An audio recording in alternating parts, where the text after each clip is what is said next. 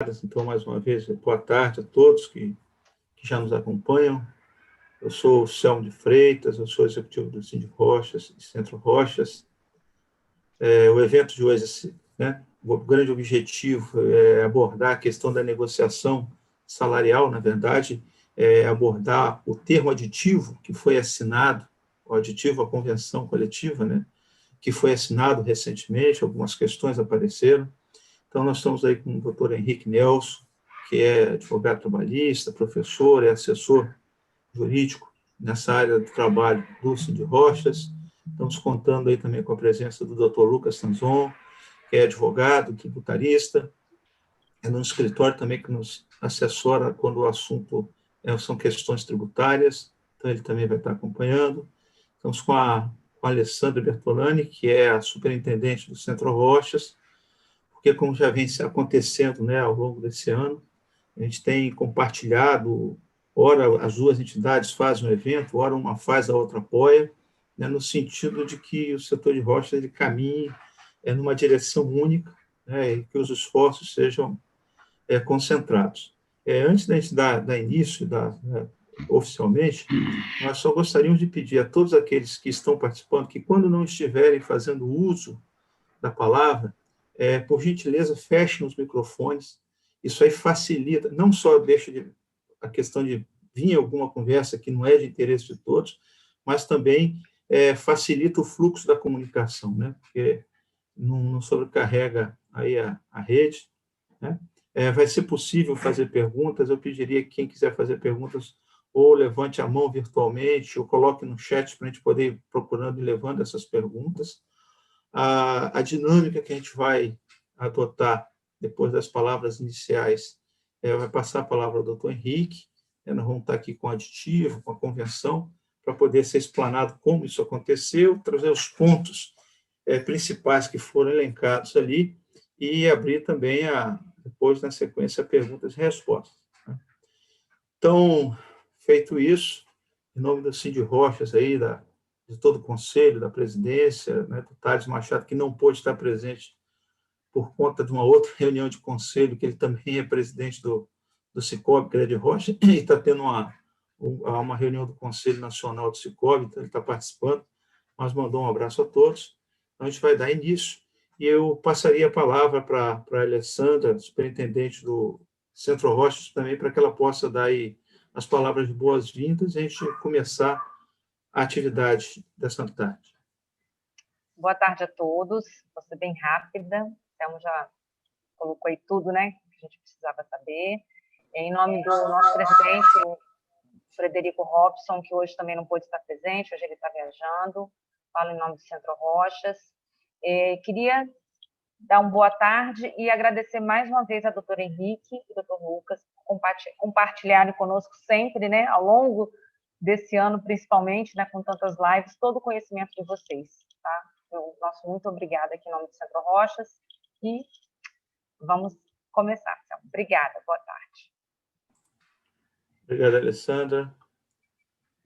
Doutor Henrique, se o senhor puder dar início, depois, doutor Lucas, a gente também abre um espaço para o senhor comentar, porque eu acredito que nas perguntas e respostas já vai ter o espaço, né, e no encerramento a gente abre as considerações finais dos presentes, ok? Então, doutor Henrique, palavra... um pouquinho à disposição. Ok, palavra do senhor, doutor Henrique. Boa tarde, Selmo, boa tarde, Alessandra, doutor Lucas, e a todos que nos acompanham nesse momento.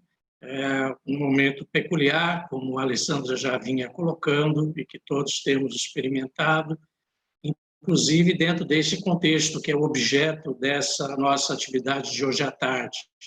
Na verdade, nós tínhamos, inclusive, agendado para esta semana a nossa última palestra dentro do ciclo de palestras de relações de trabalho que nós agendamos com o Cindy Rochas a favor, e o Centro Rochas a favor dos seus associados e daqueles que gravitam em torno dessa importantíssima atividade econômica do nosso Estado e do nosso país. Mas, diante desse contexto, como o Selmo já destacou de início, de conclusão da negociação coletiva e dadas as peculiaridades do momento que nós vivemos, então as entidades entenderam por bem deixar essa última palestra de ciclo de palestras trabalhistas para o início do próximo ano, uma vez que, por óbvio, a questão mais premente era justamente o fechamento da negociação coletiva em termos de aditivo à convenção, especificamente na questão salarial. Obviamente que também, em anos anteriores, nós não estaríamos tratando dessa matéria neste momento de fechamento do ano, dezembro, principalmente considerando todos os procedimentos que os empregadores devam fazer, especialmente pagamento do 13º salário na sua segunda parcela. Mas, como vocês já vêm acompanhando a realidade do setor de rochas, nós tivemos a possibilidade de celebrar uma convenção coletiva mesmo no auge da pandemia, com regras excepcionais, e dentre elas o diferimento da questão do reajuste salarial, ou seja, o adiamento da questão salarial para um momento mais à frente, prevendo, inclusive, que essa discussão se iniciaria após a vigência do Decreto Legislativo número 6, que estabelece o estado de calamidade pública, que é vigente até o dia 31 deste mês de dezembro. Mas como também foi dado amplo conhecimento, no decorrer agora do segundo semestre, mais especificamente final de setembro, nós fomos provocados pelo Sindicato dos Trabalhadores da categoria majoritária, Sindimármore, que, diante de uma série de situações, informações e contexto da própria atividade econômica, entendeu por já provocar o início das negociações sobre reajuste salarial, não obstante o que estava previsto para ser feito após 31 de dezembro.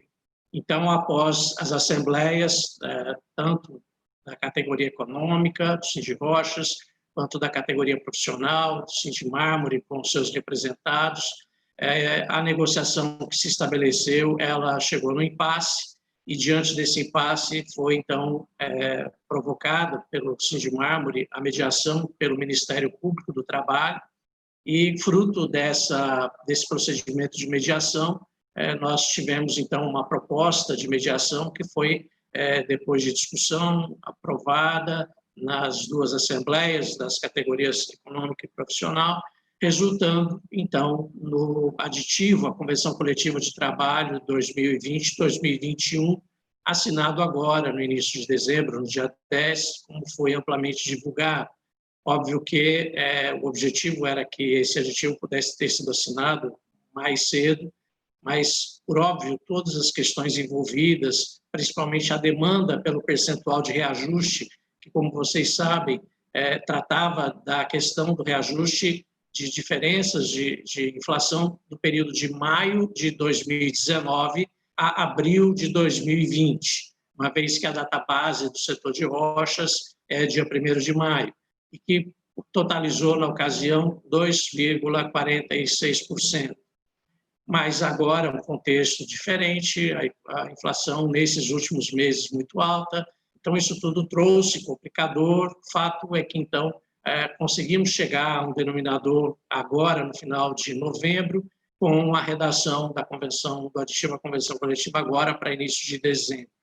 Então, o objetivo desse nosso encontro é justamente falar sobre essas questões que envolvem a questão do reajuste salarial, não obstante essas particularidades, inclusive diante desse contexto do final do ano, 13º salário, então, as particularidades da redação que foi apresentada. Eu gostaria de apresentar para vocês, então, o texto desse aditivo, para que a gente pudesse ir passando ponto a ponto, de forma que a gente conseguisse, nesse nosso encontro, esgotar a redação desse aditivo, de forma que tudo que envolve o reajuste salarial ficasse muito claro para todos os presentes. Selmo vai fazer a projeção desse aditivo, do texto que já foi amplamente divulgado, como todos conhecem, então, fazendo a identificação do documento, que se trata do primeiro aditivo à Convenção Coletiva 2020-2021. A primeira cláusula é a cláusula de abrangência, é uma cláusula padrão, que trata sobre a abrangência e a representatividade das duas entidades, lembrando a todos que, com a conclusão dessa negociação, que envolve a questão salarial, tudo leva a crer, inclusive já com alguns contatos feitos, que os sindicatos de trabalhadores representantes de motoristas seguirão o mesmo caminho. Nós havíamos já enviado a Convenção 2020-2021 para todos os sindicatos de motoristas do Estado, mas nós não tínhamos recebido retorno de ninguém.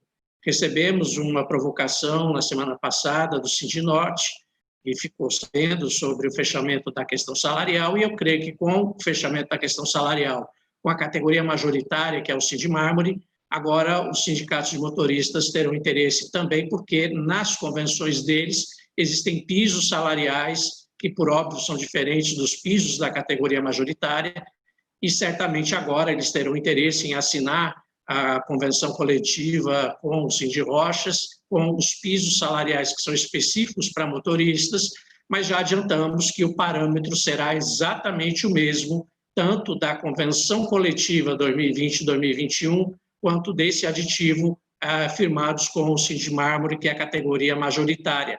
Até isso acontecer, como a gente sempre divulga, as empresas, então, aplicam a convenção da categoria majoritária aos motoristas, e tão logo exista convenção coletiva ou aditivo específico da categoria de motoristas, essa é que será aplicada e não a negociação que temos com o Sindimármore, certo?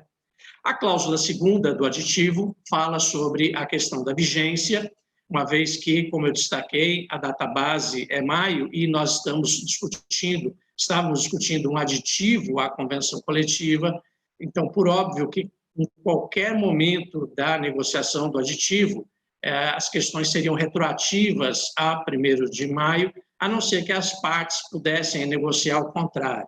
Ao longo do processo negocial, inclusive na mediação com o MPT, nós tentamos, de todas as formas, que a questão do reajuste salarial fosse vigente apenas a partir do mês de assinatura da convenção coletiva.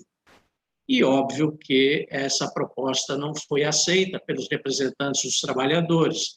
E desse contexto, na proposta de mediação, então, contemplava realmente a retroação dos percentuais de reajuste aplicados sobre os salários vigentes em abril deste ano, como passa a constar na cláusula terceira, que é, por óbvio, junto com a de piso, o foco do aditivo. A cláusula terceira, então, como todos já têm conhecimento, prevê que os salários serão reajustados a partir de 1º de maio de 2020, um percentual de 3%, e aí, por óbvio, que isso foi, como a gente colocou nas assembleias, fruto de todo um processo de negociação e de mediação. Não era, por óbvio, o percentual que o setor patronal pretendia, também não era o percentual que os representantes dos trabalhadores pretendiam, mas foi aquele possível fruto desse processo de mediação. Então, 3% incidindo sobre salários vigentes em abril de 2020, de forma que todas as antecipações que tenham sido dadas do período de maio do ano passado a abril deste ano possam ser compensadas, como prevê o caput dessa cláusula terceira. No parágrafo 1º, nós também estabelecemos uma redação padrão em todas as negociações coletivas que fazemos, de que os trabalhadores admitidos após maio de 2019 pode-se aplicar tanto o critério da isonomia quanto da proporcionalidade. Pelo critério da isonomia, então, mesmo que o empregado não tenha um ano de tempo de serviço, ele tenha poucos meses de tempo de serviço, seria aplicado o mesmo percentual daquele que já tem um ano completo, ou seja, trabalhava desde 1º de maio de 2019. Já no critério da proporcionalidade, por óbvio, se estabelece, então, 1/12 desse percentual e é aplicado proporcionalmente em relação à data de admissão do trabalhador ao longo do tempo. No parágrafo 2º, também inserimos uma redação usual que prevê, então, que as empresas que não anteciparam o reajuste, porque ao longo do processo, muitas empresas já falavam, mas nós já podemos dar um percentual de antecipação, e nós já orientávamos nesse sentido e sempre informando que, nesse caso, o parâmetro era a inflação do período. no máximo, né? E, na verdade, nós chegamos a 2%, depois nós podemos chegar a 2,46%. Então, quem tenha já aplicado uma antecipação poderia compensar, quem eventualmente tivesse antecipado os 3% já teria quitado, e, eventualmente, se alguém antecipou mais do que 3%, por óbvio que só pode compensar o percentual de 3%. Né? Quem não fez essa antecipação, então, prevê esse parágrafo 2º, que deverá fazê-lo nas remunerações de dezembro, isto é, efetuar essas remunerações no mês de dezembro com os valores reajustados. Nós havíamos tentado dispor sobre a questão de 1º de novembro, 1º de dezembro, e como, então, a redação só pôde sair no início de dezembro, por conta de todos os conflitos e assembleias que o Sindimármore teve que fazer também depois da nossa assembleia, então, nós tivemos essa questão que não pôde muitos aplicar em novembro, então, aplicaria em dezembro, como prevê esse parágrafo 2º. No próximo parágrafo, o parágrafo 3º dessa cláusula, ele vai prever também sobre as questões relacionadas com as rescisões de contrato de trabalho. Então, para os trabalhadores que tenham sido dispensados após 1º de maio deste ano, até a assinatura do aditivo, como esse percentual de reajuste salarial é retroativo à data base, que é 1º de maio, as empresas, então, devem fazer rescisão complementar e pagar as respectivas diferenças nos 30 dias subsequentes à assinatura do aditivo, que foi dia 10 de dezembro, sem incidência da multa prevista na consolidação das leis do trabalho pela rescisão ter sido feita fora do prazo. Então, essa também é a redação padrão, é a mesma redação que nós inserimos também em todas as negociações que envolvem reajuste salarial, em função de trabalhadores que tenham tido rescisão de contrato, cujas verbas rescisórias, então, também devam ter a aplicação do percentual do reajuste. Também nenhuma novidade. Ao parágrafo 4º, agora, então, é que nós temos uma diferença em relação a anos anteriores. O parágrafo 4º do aditivo prevê que as diferenças em face do reajuste ocorrido entre 1º de maio e a assinatura do aditivo, tanto dessa cláusula do reajuste quanto a cláusula de pisos salariais, que é a seguinte, inclusive com seus reflexos, quando houverem horas extras, adicional noturno, adicional de salubridade, periculosidade, férias acrescidas de 1/3, 13º salário, enfim, todas as repercussões devidas, essas diferenças, então, foram ajustadas, passíveis de quitação, em 2 formas. Primeiro, item 1 do parágrafo 4º, de uma só vez até 20 de janeiro de 2021, em forma de abono. Quando o item 1 fala, então, de uma só vez até 20 de janeiro próximo ano, óbvio que quem pôde quitá-las antes estava dentro da obrigação cumprida, quem quitar no decorrer desse mês de dezembro também, mas o prazo final é 20 de janeiro de 2021 para quitar em uma única parcela.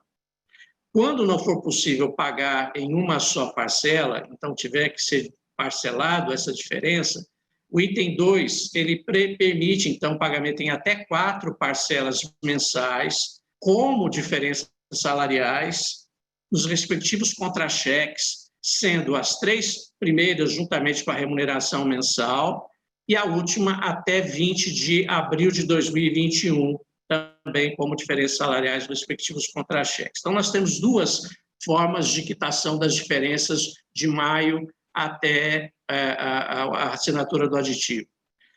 Quando se estabeleceu essa diferença, a pedido de várias empresas, então, nós apresentamos e discutimos com o Ministério Público a inserção de que o pagamento em uma única vez, em uma única parcela, fosse na forma de abono salarial. E em mais parcelas, então, como diferença salarial. Nesse ponto, nós entramos numa seara que não é tão simples, é uma seara bem mais complexa, e certamente o doutor Lucas, que nos acompanha, inclusive estava conosco na Assembleia também, vai poder, inclusive, depois poder se manifestar com mais cuidado, Por óbvio que, no tocante à questão trabalhista, nós nos atemos tanto à legislação do trabalho, dentro do direito do trabalho, quanto à legislação tributária, também dentro do direito tributário. E aí, nesse ponto, vejam, a natureza que se atribui a uma parcela, em primeiro lugar, o que o empregador insere no contra-cheque em termos de denominação de parcela, de rubrica, no primeiro momento, ele não tem uma necessidade de vinculação com os termos legais, porque, na verdade, não é possível, nem por voluntariedade do empregador e nem por negociação coletiva, alterar aquilo que a lei determina. Então, qualquer rubrica que o empregador coloque, gratificação, comissões, prêmio, não vai alterar a natureza jurídica legal da parcela, porque o limite da negociação coletiva está muito bem claro na legislação trabalhista, inclusive com uma previsão mais recente na CLT, a partir da Lei 13.467 de 2017, conhecida como Reforma Trabalhista, que inseriu os artigos 611A e 611B na CLT, onde no 611A você tem uma relação daquilo que é possível ser objeto de negociação coletiva, e no 611B uma relação muito maior até daquilo que não se pode negociar. Na relação do 611A, a gente tem uma relação exemplificativa, mas na relação do 611B é uma relação taxativa, limitativa. Quer dizer, é exatamente aquilo que a lei dispõe que não pode ser objeto de negociação coletiva. E, dentre esses itens, claro, as questões de natureza tributária, porque isso é legislação tributária.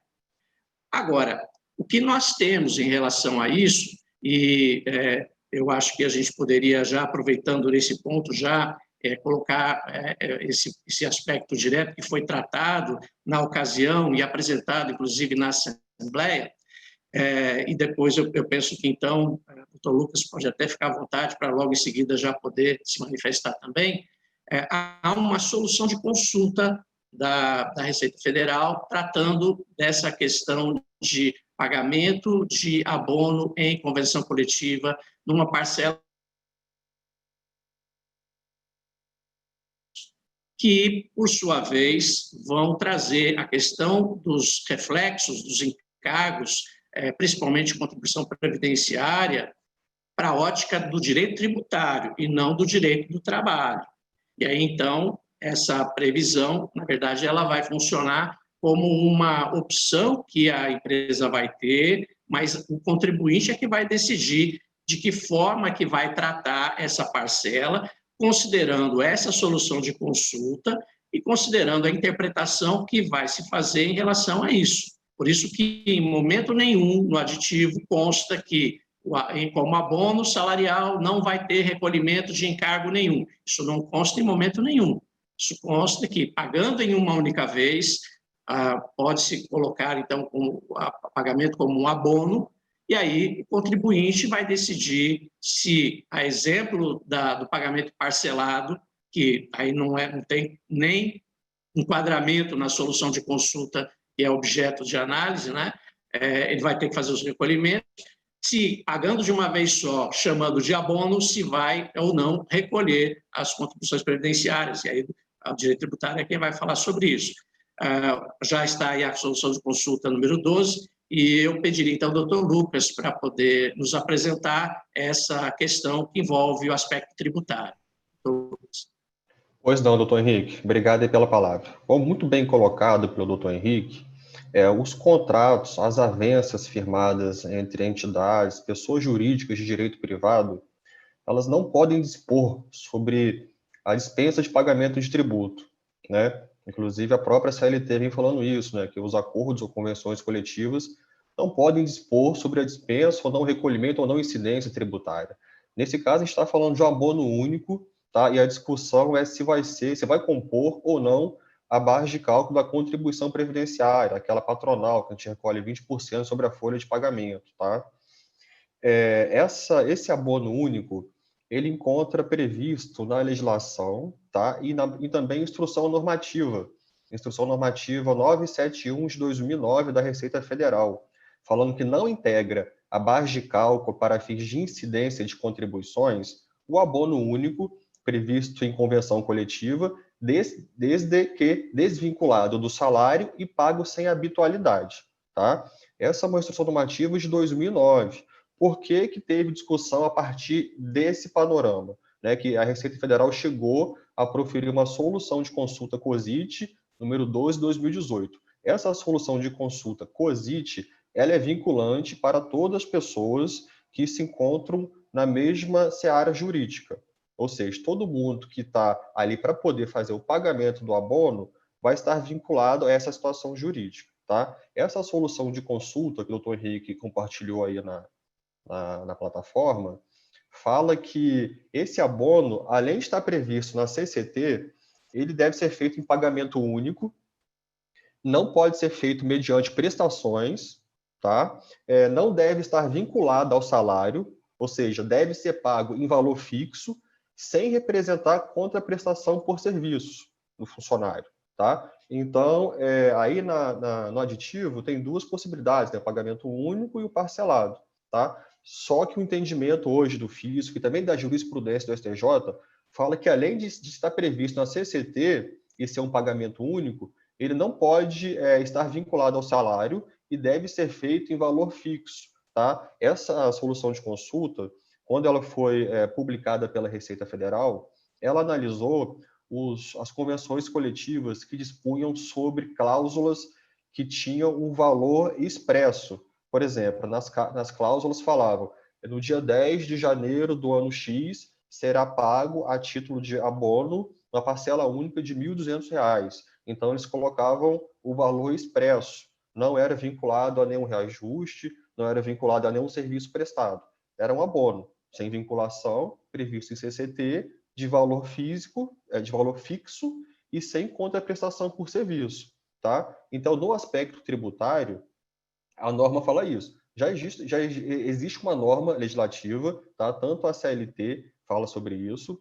O artigo 58 da Instrução Normativa, RFB 971 de 2009, fala que não vai integrar a base de cálculo da contribuição previdenciária, que é aquela patronal, 20% sobre a folha de pagamento, o abono previsto em CCT, desvinculado do salário e pago sem habitualidade. Quando se fala desvinculado do salário, a solução de consulta vem dizendo que é valor fixo. Tá bom? Então, esses são os requisitos para que não haja a incidência da contribuição previdenciária. Via transversa, não cumprindo esses requisitos, há sim se recolher a contribuição. Eu fico à disposição aí para qualquer dúvida. Perfeito, doutor Lucas. Muito obrigado pelo esclarecimento. Então, como todos veem, a questão tributária ela é mais complexa, por óbvio, que a questão trabalhista, porque é uma legislação específica e, por isso mesmo, a convenção coletiva ela não pode tratar sobre isso. Então, como havia a possibilidade e o pedido, inclusive, dos trabalhadores era de que fosse feito o pagamento de uma só vez, então nós conseguimos inserir essa disposição, mas à luz que deva ser feita, à luz da interpretação das normas tributárias e não trabalhistas. Já no pagamento parcelado, como prevê o item 2 desse parágrafo 4º, então a previsão é normal, assim como sempre ocorreu. Né? Como todos sabem, quando a negociação de reajuste salarial é concluída após a data base, a gente sempre conseguiu parcelamento em tantos meses quantos forem os meses de atraso. Só que dessa vez nós só conseguimos ter essa negociação no final do ano, com muito atraso. Então, por isso, não foi possível a mesma regra, a mesma redação de anos anteriores, e o parcelamento que nós conseguimos foi dessa forma, com essa peculiaridade, que se for de uma vez só, então envolve essa possibilidade de interpretação em relação à questão tributária, que tem que ser analisada à luz da legislação tributária e não da legislação trabalhista, e parceladamente, podendo ser feito, então, fora já do mês de dezembro, né, uma vez que tem até 4, então pode ser janeiro, fevereiro, março e abril, fugindo aí do mês de dezembro, para não sobrecarregar o pagamento em dezembro, que já tem 13º salário, de forma que, então, quem pagar em janeiro, fevereiro, março, abril, em abril, o último pagamento é 20 de abril, como está previsto. Obviamente que muitos perguntaram se isso deveria entrar especificamente no mesmo contra-cheque dos salários, ou se seria um recibo à parte. Isso é irrelevante, contanto que, por óbvio, tudo seja devidamente contabilizado, escriturado, registrado de forma regular, tanto no recibo à parte, quanto, por óbvio, com as demais parcelas que são pagas normalmente, tá certo? Na cláusula seguinte, a cláusula 4ª, cláusula de pisos salariais, nós temos, então, a previsão da correção dos pisos vigentes até o ano passado, sem nenhuma modificação, com o percentual de correção dos 3% e arredondamento de centavos, até para facilitar, né, a anotação e percepção do piso. Então, nós temos os mesmos pisos, muito embora houvesse uma demanda dos trabalhadores para a criação de novos pisos, como foi discutido em assembleia, nós conseguimos não alterar absolutamente nada, apenas os valores foram corrigidos. Então, os pisos estão corrigidos nessa cláusula, apenas com um arredondamento de centavos. Sempre que o salário mínimo for reajustado, os R$20 ficam mantidos para que ele seja sempre o menor piso maior que o salário mínimo. Os parágrafos que definem os cargos de pisos estão mantidos sem nenhuma modificação também. E na cláusula 5ª, cláusula de penalidades, também, como ocorrem sempre nas negociações coletivas, o valor da multa por descumprimento foi corrigido da mesma forma que os salários, para R$ 1.032,60, por cláusula infringida, o que nós chamamos a atenção também a todos para que continuem observando os termos da convenção coletiva e não apenas do aditivo, porque depois o descumprimento pode levar à cobrança judicial de multa prevista nesse instrumento, além das multas administrativas. E a última cláusula prevendo, claro, que com esse aditivo ficam mantidas todas as demais cláusulas e parágrafos da Convenção 2020-2021. Então, esse é o aditivo que foi assinado agora, dia 10 de dezembro. Como eu disse para vocês antes, a mesma redação, o mesmo parâmetro será passado aos sindicatos de motoristas. Inclusive, o Sindinorte foi o primeiro a nos procurar, já estaremos essa semana encaminhando uma redação específica para eles, porque eles têm pisos salariais específicos para os motoristas que representam, e os outros sindicatos de motoristas também. E, enquanto não houver instrumento específico de motoristas, aplicam-se as normas da majoritária, que é o Sindimar. Então, com essa explanação, Selmo, eu penso que nós conseguimos demonstrar o texto do aditivo com o que está envolvido, e o Dr. Lucas apresentou muito bem as questões que envolvem matéria de natureza tributária, e eu creio que nós agora nos colocamos à disposição para dúvidas, esclarecimentos, as perguntas que eventualmente tenham chegado até vocês nas entidades. Devolvo a palavra. Doutor Henrique, obrigado, doutor Henrique, doutor Lucas. Só lembrando também, né, que nem todos acompanharam a Assembleia, porque pode haver esse questionamento com relação a por que ficou isso aí constando com abono, que houve um pedido, né? Houve uma solicitação de pessoas, né, de empresas que estavam na Assembleia, mesmo sendo debatido aí a questão da interpretação, né, ficou em aberto essa possibilidade. Então, o que se trabalhou na convenção foi, então, não se colocar uma coisa taxativa e obrigatória para se criar, então, assim, a possibilidade quanto à aplicação na avaliação que cada um fizesse dos seus riscos e benefícios, qual o melhor caminho a ser adotado. Então, se criou essa figura para, tipo assim, você tem a alternativa, mas cabe aí avaliar, e algumas consultas que tem tido, a gente tem sempre falado o seguinte: é interessante conversar com sua área tributária, sua área jurídica, ver, analisar, né, porque a gente ainda acaba não tendo como assumir o risco do negócio de cada um. Então, a gente busca a solução, colocar a coisa o mais correta, o mais transparente possível, mas como houve essa demanda, esse pedido, se criou, então, essa alternativa. É segura 100%? Como nós vimos, não, cabe questão de interpretação, né? Mas não ficou uma coisa fechada, ou seja, as empresas não são obrigadas a pagar como abono, mas ali criou um espaço, se assim o desejar, de o fazer. E podem pagar de forma parcelada também em até 4 vezes, porque no dia da Assembleia, para também quem não acompanhou, foi feito questões, vamos pagar uma vez, vamos pagar em 2, vamos pagar em 3, e foi debatido o seguinte, ok, há um universo de empresas, né, que acabam sendo alcançadas pela assinatura de convenções de aditivo, de perfis e características completamente diferentes. Você tem a grande, tem a pequena, tem a média, tem a micro. Então, você definir, de repente, o pagamento em uma única parcela, por mais que várias empresas pudessem suportar isso, pode ser que algumas não pudessem. Então, para não ficar uma coisa também assim obrigatória, foi negociado em até 4 vezes. O sindicato queria em 2, nós conseguimos colocar em até 4, porque aí, dentro da análise dos seus respectivos fluxos de caixa, cada empresa adota aquela alternativa que achar ou entender por melhor, e também frente aí ao cenário do seu ambiente interno da força de trabalho. Porque ao longo dessa negociação, antes disso acontecer, aconteceram demandas de empresas preocupadas, porque, mas eu estou perdendo gente, eu estou tendo saída de funcionário por conta de salário, porque o cortador, o piso... lembrando sempre o seguinte, a regra da convenção e do aditivo era um mínimo, né? É aquilo que se torna um mínimo obrigatório.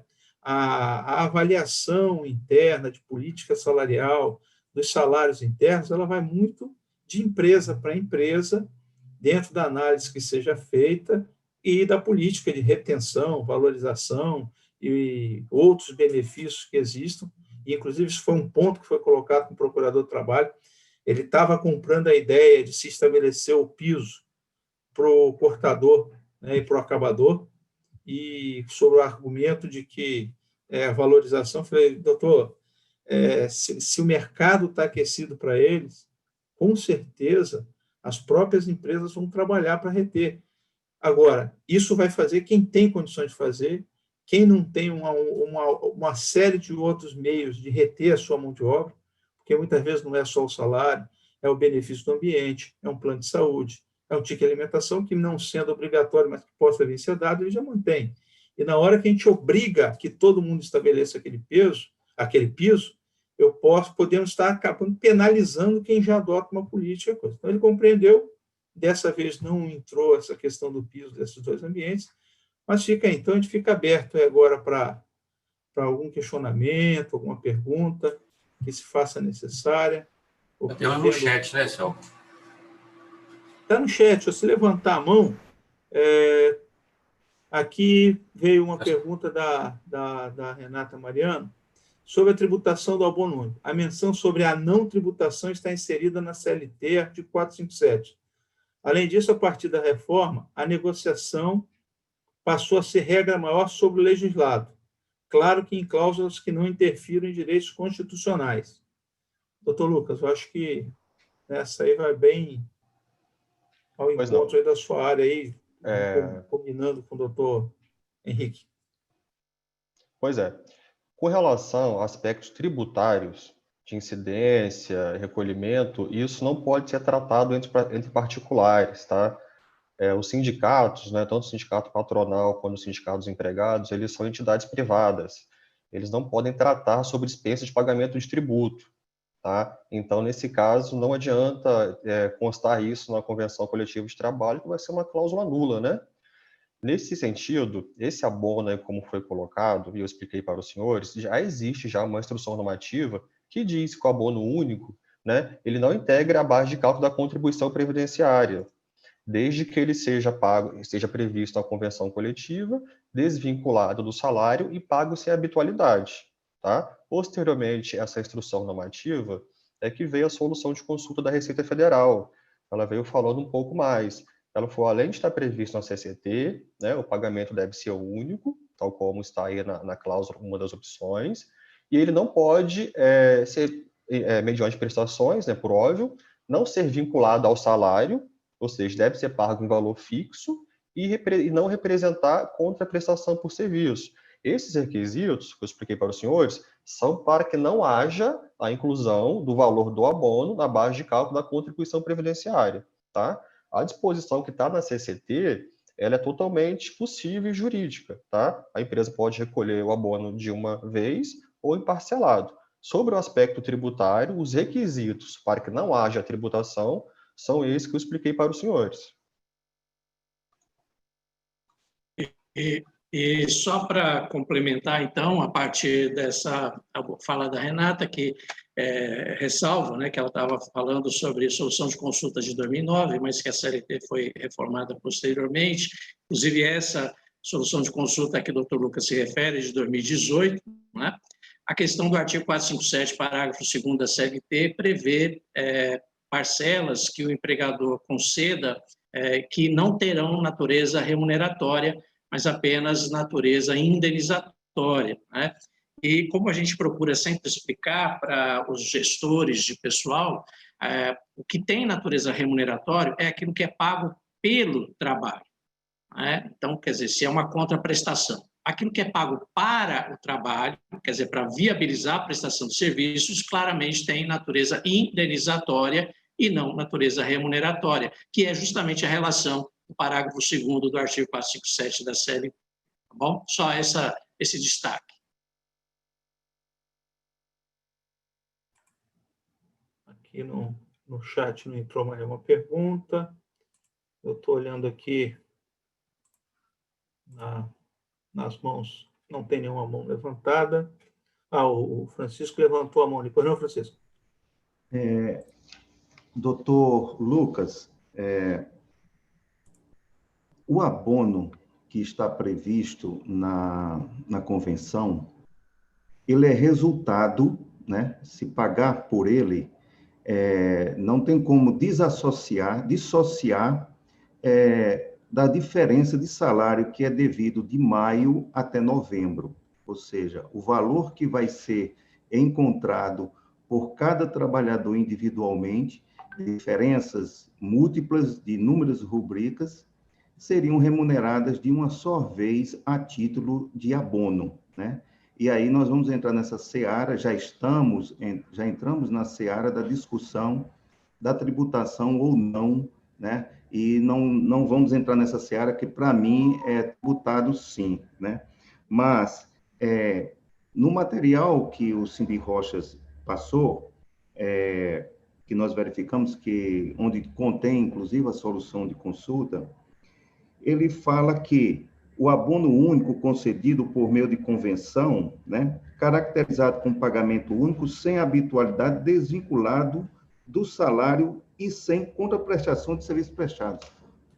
Salvo o melhor entendimento, o abono decorre, é consequência do trabalho, das diferenças de salário do trabalho do colaborador de maio até novembro, né?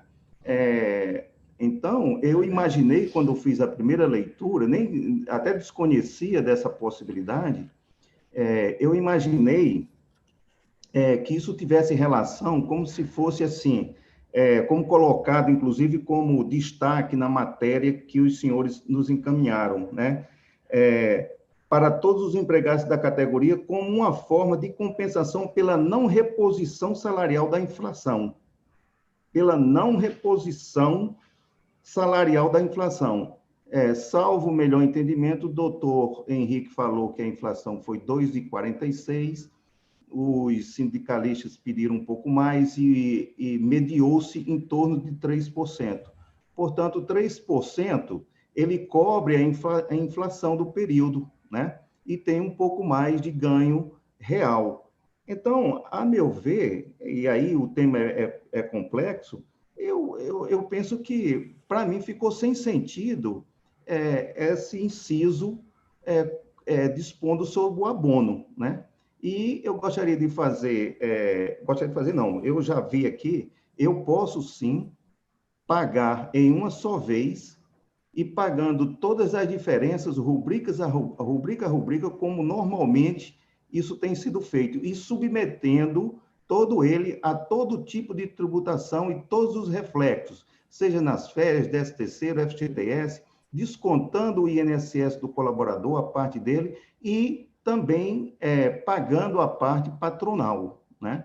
Então, a leitura que eu fiz e a interpretação, né, eu imaginei que o abono somente se daria nessas circunstâncias, se a reposição salarial não tivesse sido plenamente alcançado, seria dado um abono mesmo, ele não teria caráter de habitualidade, esporadicamente, no mês de janeiro, no mês de fevereiro, vai sair lá 200, 300 reais a título de abono, ele não terá reflexo nos outros, nas outras rubricas, nos outros direitos do colaborador, não será inserido na remuneração porque não teria habitualidade, né? Então, realmente, eu estou vendo a discussão, a explanação do doutor Henrique, do senhor, mas confesso que eu fiquei confuso e inseguro em relação à aplicação desta disposição contida na convenção, né? Ela ficou realmente, para mim, muito embaraçosa. Deixa eu, antes do doutor Henrique e o doutor Lucas complementar, o Francisco e os demais, a gente tem que retornar ao dia da realização da última Assembleia, né? Onde esse questionamento do abono foi colocado e as interpretações, tanto do doutor Henrique como do doutor Lucas, foram as mesmas, e que ficou externado que havia um risco. Havia exatamente o risco quanto à interpretação que estava se tentando dar para que não houvesse a incidência previdenciária, né, e outros encargos.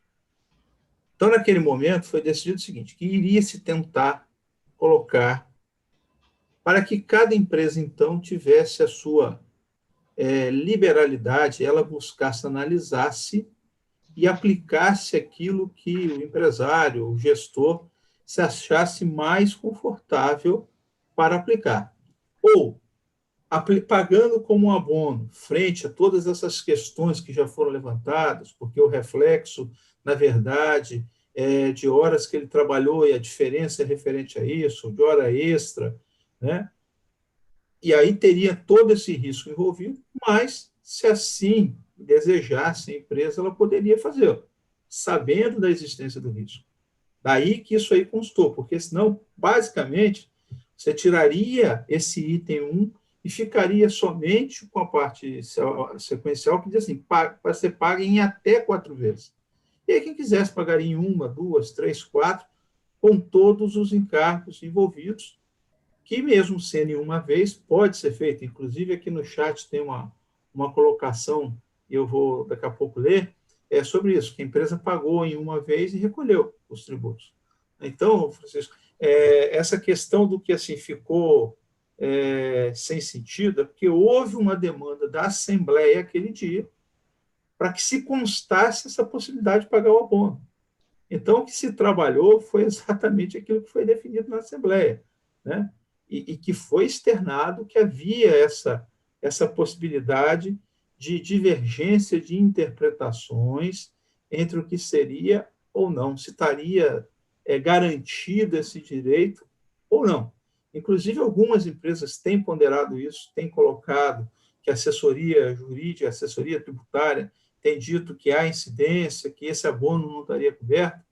Ok, a gente reconhece isso, e isso foi tratado, esse risco foi levantado.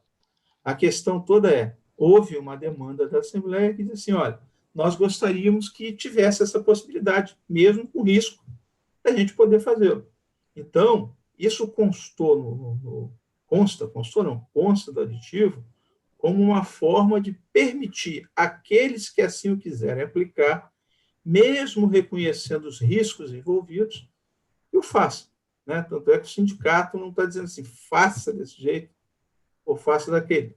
As perguntas que têm chegado, a gente normalmente tem orientado nesse sentido da interpretação, porque uns querem pagar de uma vez só, e foi igual o parcelamento. Né? No dia da Assembleia, teve empresa que falou, não, a gente paga de uma vez.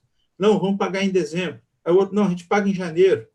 Então, se definiu por se criar um texto, né, que desse o seguinte: ok, isso aqui é o pedido da Assembleia, sabe-se os riscos, está colocado dessa forma.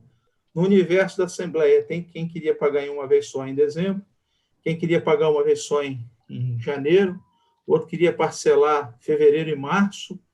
Nós falamos assim, ó, paga até, porque isso é até um ponto que eu acho que a gente pode debater, né? Eu colocaria até, que a gente fala assim, que pode ser pago em até 4 parcelas, sendo que a última poderá ser pago no dia 20 de abril. Eu posso pagar em 2 parcelas, março e abril? Ao invés de pagar janeiro, fevereiro, março e abril? Já fica até essa pergunta aí para o doutor Henrique, tá, doutor Henrique? Na sequência, porque é um ponto, porque quando eu falo que eu posso pagar em até e estabeleço como limite de pagamento o dia 20 de abril, me parece que haveria espaço para isso, mas eu vou deixar, eu só vou voltar aqui no chat para o Bruno Malini colocando: Lucas, quando o senhor diz abono único, fixo, sem habitualidade, o valor deverá ser o mesmo para todos os empregados? Ou a diferença apurada de cada empregado pode ser enquadrado como abono único? Né? Talvez aí esteja um dos motivos da diferença e do risco de enquadramento. A Cátia, ela fala: boa tarde, mas estes valores são de caráter salarial, pois se refere a diferenças de salários adicionais que são consideradas verbas salariais, correto? E a Alessandra de Almeida coloca aqui: boa tarde, nossa empresa pagou hoje esse dissídio uma vez, porém houve incidência normal de fundo de garantia, INSS, e imposto de renda retido na fonte. Nesse caso, deveremos estornar esse valor ao colaborador do que foi descontado? Então, feito isso aí, feito aqui para responder. Selmo, eu gostaria de fazer um breve comentário ainda em relação ao assunto que eu abordei. Okay. Eu realmente fico preocupado, eu já tomei a minha decisão, né, diante do posicionamento tanto do doutor Lucas e do doutor Henrique, porém, como eu tenho aqui alguns empresários costumam ligar para mim para saber o que é que eu vou fazer ou deixar de fazer em certos aspectos, eu percebi nitidamente que 2 deles, né, inclusive eles replicam isso para outros, que estavam com os olhos muito grandes, né, com relação à questão do abono, porque alguém comentou que sobre ele não teria tributação alguma, né? Ou seja, então, da mesma forma como está tendo essa live muito esclarecedora, né, dá para a gente balizar bem as nossas opiniões, lamentavelmente, eu talvez não... Vai ficar um público de fora, né, que não vai ser contemplado com o benefício desses esclarecimentos e que poderão estar incorrendo em riscos, né, ao ser mal orientados, mediante uma possibilidade que está prevista na convenção, que, se não for muito bem aclarada, vai fazer com que ele tome decisões frágeis, né? E mais tarde haverá repercussões, né? Se o fisco entender por bem que ele não agiu corretamente, que aquele tributo tem sim, aquele pagamento tem sim reflexos, né, em direitos do trabalhador e também reflexos no campo da tributação. Então, eu complemento a minha fala, já sei exatamente, está claro para mim o posicionamento, né, do Cindy Rochas, né, do que foi dito, e vou voltar com esses empresários para fazer esses esclarecimentos necessários. É um risco que ele tem que saber, porque se ele optar por esse caminho, há riscos, né? Não há segurança total. Então, era esse o complemento que eu gostaria de fazer. Obrigado. Tranquilo, Francisco. E nesse aspecto, eu acho que tanto o doutor Henrique como o doutor Lucas, em sendo demandado por eles, né, pode esclarecer diretamente. Nós recebemos algumas perguntas, nós até procuramos divulgar isso aí exatamente para aclarar essa questão aí. Então, mas aí está o doutor Lucas e o doutor Henrique. Doutor Lucas, você pediu a palavra? Sim, pois não. Vou começar aqui respondendo a pergunta do Bruno Malini, né, que foi: Lucas, quando o senhor diz que o abono único fixo e habitualidade deverá ser o mesmo para todos os empregados. ou a diferença apurada de cada empregado pode ser enquadrada com abono único? Não, tem que ser o mesmo. As cláusulas analisadas aqui nas convenções coletivas pela Receita Federal falam em abono único fixo. Eu vou ler as cláusulas aqui a título de exemplo para os senhores. Tá? Essas cláusulas aqui que eu vou ler agora, elas foram analisadas pela Receita Federal e constituem fundamento de seu entendimento, que é um entendimento vinculante para todos os contribuintes que se encontram na mesma situação jurídica. Tá? Por exemplo, cláusula 55ª, abono único especial. As empresas concederão aos seus empregados, no mês de janeiro do ano tal, um abono único especial de R$1.000. Outra convenção, 55ª, abono único. No mês de janeiro do ano tal, as empresas concederão aos seus empregados, no efetivo exercício de suas funções, em 1º de dezembro de tal ano, um abono único especial de R$1.100. A jurisprudência do STJ também é no mesmo sentido. Isso quer dizer o quê? Você pode estipular, eu estou falando agora de abono, cujo valor não incidirá na base de cálculo da contribuição previdenciária. Tá? Esse abono, para que ele não faça parte da tributação, tá? Ele pode ser de valor fixo para os empregados ativos e pode ter um valor fixo para os empregados afastados, aqueles que estão afastados por doença, auxílio acidente, licença maternidade, tá bom? Então, essa diferença pode haver. Ter um valor fixo para os empregados ativos e um valor fixo para os empregados que estão afastados.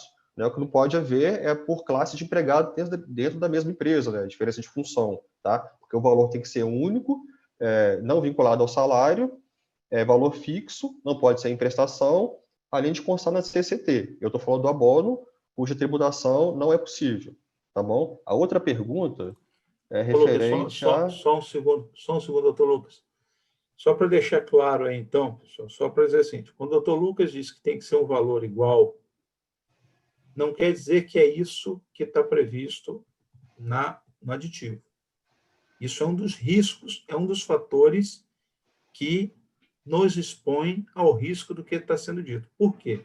Nos termos que está o aditivo hoje, você não pode pegar um valor único, mesmo que divida, de fulano vai ter 1.000, o outro. Não é isso que está escrito. Certo, doutor Henrique?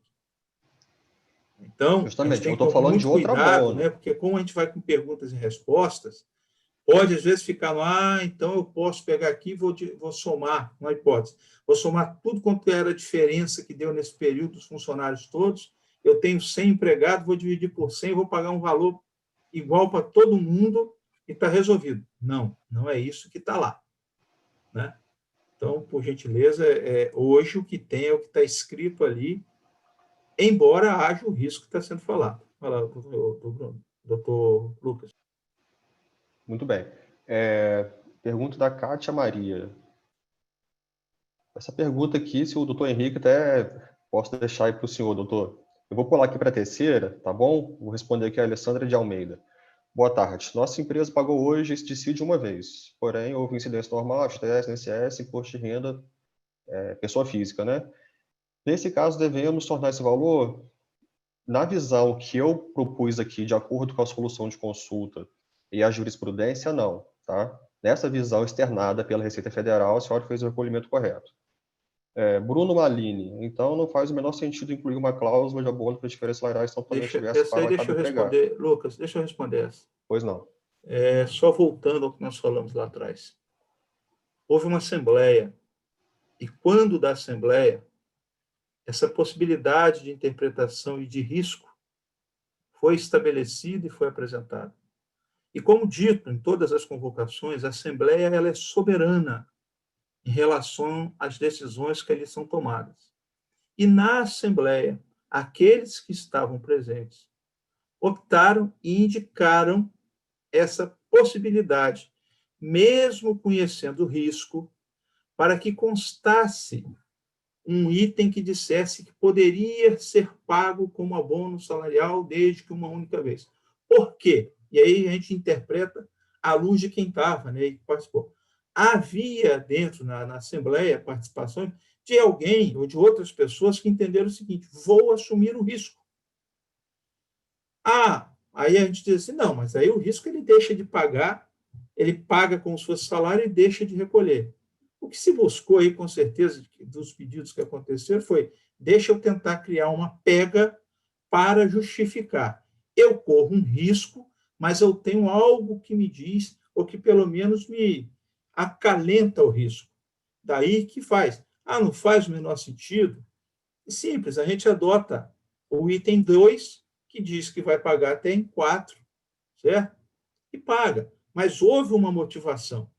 Essa questão de estar dessa forma, ela não surgiu do nada, da cabeça do doutor Henrique, falar, vou botar aqui porque acho... Não, houve um debate, houve uma discussão na Assembleia.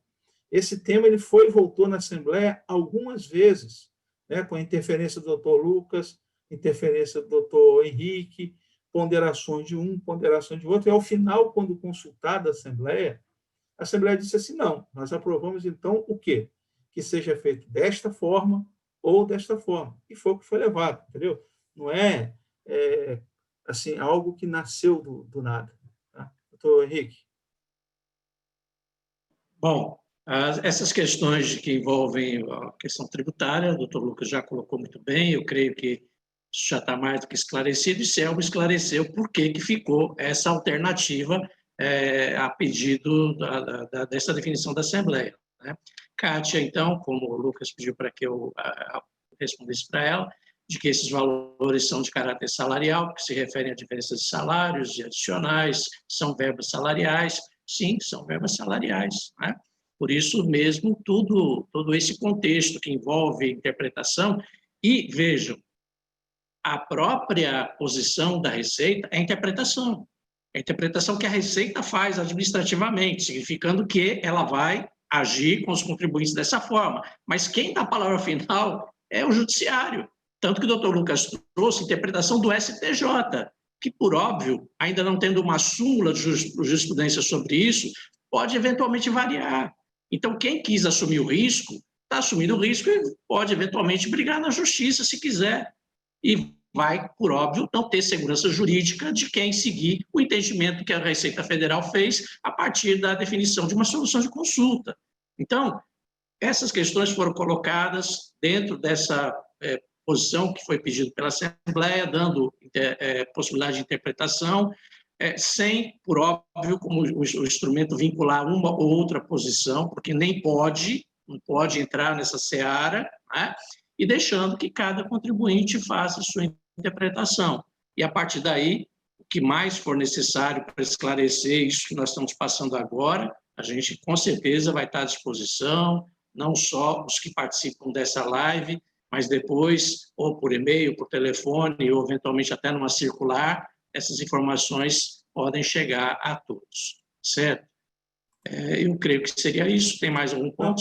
Tem aquela questão que eu sim, levantei. a questão que o Selmo colocou. Né? Vejam, parágrafo 4º do item 2, quando ele fala em até 4 parcelas mensais, e depois ele diz em pagamento as 3 primeiras com as verbas mensais, e a última podendo ser até o dia 20 de abril, ali a gente já fica mais amarrados em relação ao fato de quem não queira pagar agora nesse mês, nem no mês de janeiro, e nem possa pagar em fevereiro e queira pagar em março e em abril, em 2. Porque quando dizem parcelas mensais e depois as 3 primeiras junto com a remuneração mensal, fica muito mais vinculado. Não é fechado do todo. Agora, certamente daria margem para um questionamento por parte dos trabalhadores de que, se fosse pagar em 2 vezes, seriam agora os próximos 2 meses. Se fossem 3, seriam os próximos 3 meses. E não pular um mês ou outro, ou concentrar tudo dos 2 últimos meses. Então, aí a interpretação fica mais fragilizada e pode ter alguma demanda específica de quem tentar agir assim. O ideal é, se vai pagar parceladamente, então, se vai pagar em 3 vezes, seriam os 3 próximos meses, se vai pagar em 2, os 2 próximos meses, mas não escolhendo concentrar tudo no final, por exemplo. Aí fica mais fragilizado. E aí, nesse caso, doutor Henrique, já que a gente está aqui nesse bate-papo, como há essa questão de riscos, os riscos que a gente está analisando aí, pode haver o questionamento da da representação laboral, né, quanto ao não cumprimento, se a pessoa, se a empresa for pagar só em março e abril, e esse questionamento poderia ensejar até mesmo o pedido de aplicação daquela multa pelo não cumprimento das cláusulas do aditivo, e aquele valor seria um valor daquele por funcionário? Veja, a multa é por cláusula infringida. A redação ela não prevê pagamento por funcionário e por cláusula infringida, como, por exemplo, ocorre com os termos de ajuste de conduta, os TACs, assinados com o Ministério Público do Trabalho, que prevê multa por cláusula e por trabalhador envolvido. A nossa redação não traz essa previsão, é apenas por cláusula infringida. Que é o que nós temos aqui. Isso, final da cláusula 5ª, por cláusula infringida. Funcionamento nas suas palavras finais. Só queria aproveitar lá o que o doutor Henrique falou, muito bem colocado, né? Que esse posicionamento da Receita, tá? Ele é um posicionamento de um órgão administrativo, tá? Ele não é maior que uma decisão do judiciário.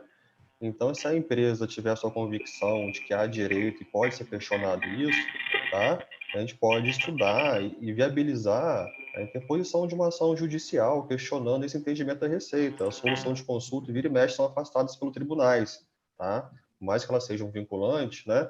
Elas não têm força maior que uma lei ou uma decisão judicial, tá bom? Então, todo mundo que sentir, que acha, que considere que tem direito, né, conversar com o seu jurídico, estou à disposição dos senhores também, tá? A gente pode analisar e questionar isso judicialmente, porque às vezes tem alguns detalhes específicos em cada convenção, né?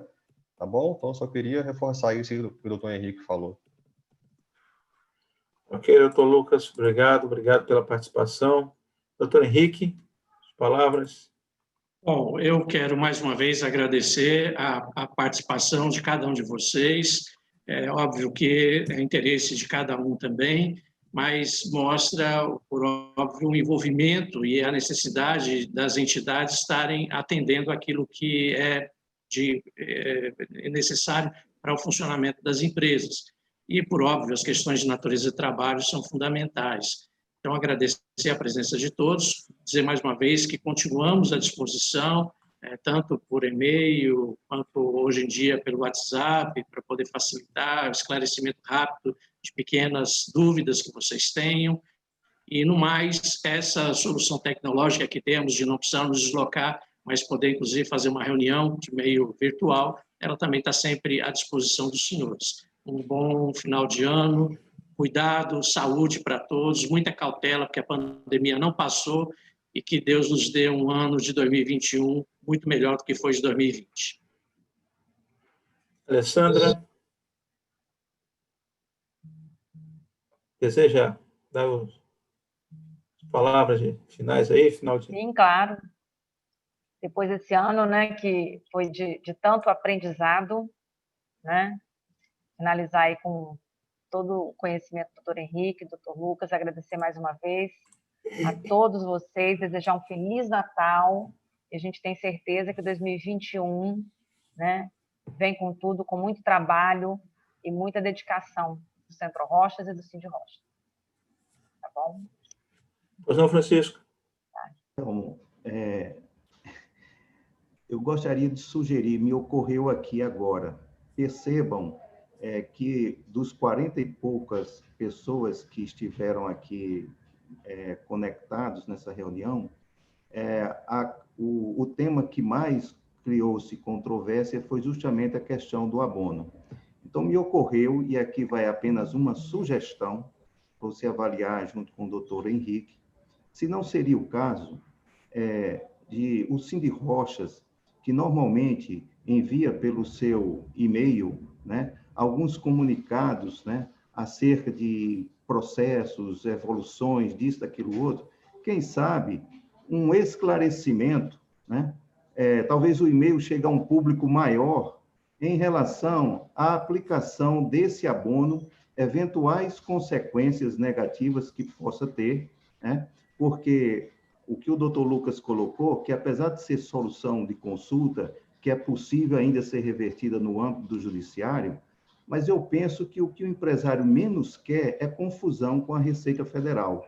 Até porque nós não estamos falando de valores tão astronômicos que valha o risco de uma discussão a posteriori, né? Então, me ocorreu, a título de sugestão, está aqui, está feito, né, de avaliar a possibilidade de, por e-mail, através daqueles posts que normalmente vocês fazem, muito bons, por sinal, né, de fazer algum esclarecimento que eu creio que vai atingir um público maior também, né? Porque 43 que tiveram aqui conectados, eu penso que não dá para alcançar a grande maioria dos sindicalizados, né, do Sindirochas. Está posto uma sugestão. Obrigado a todos e também desejo um bom final de ano a todos e um próximo ano novo. Obrigado, Francisco. Agradeço, está feito o registro aí. Se o doutor Henrique der uma olhada no WhatsApp dele, ele vai ver uma mensagem que foi encaminhada para ele no sentido do que você falou. Já tinha mandado uma mensagem para ele exatamente. Já tinha respondido afirmativamente. A resposta eu não vi, mas é sinal que a gente está tentando estar assim, alinhado e sintonizado aí com o setor. A gente, às vezes, não consegue nem tudo que se quer, mas tem se trabalhado para se chegar lá. Então, em nome do Sindirochas, de todos, né, os seus conselheiros, presidente, diretoria, integrantes, te agradeço a vocês, a companhia desse ano. A gente estava falando que é a última, mas a gente tem mais coisas aí pela frente ainda para tratar, não da área pessoal, e que a gente ainda vai estar tratando aí ao longo dessa semana. Mas fica um abraço a todos, os votos de um Feliz Natal, que seja um Natal de sabedoria, de compreensão, de reflexões sobre esse ano que se passa, que a gente consiga, apesar da dor daqueles que perderam, né, parentes, conhecidos, refletir o que tudo isso nos traz de ensinamento para que a gente possa seguir em frente, caminhar para frente e evoluir como ser humano, como sociedade, né, para que a gente possa construir aí um futuro bem melhor. Porque o que passou, a gente só pode pensar e olhar para ver o que aconteceu. Agora, o futuro a gente está plantando agora. Ok, gente? Então, muito obrigado. Um abraço a todos. Felicidades. Valeu. Um abraço. Tchau.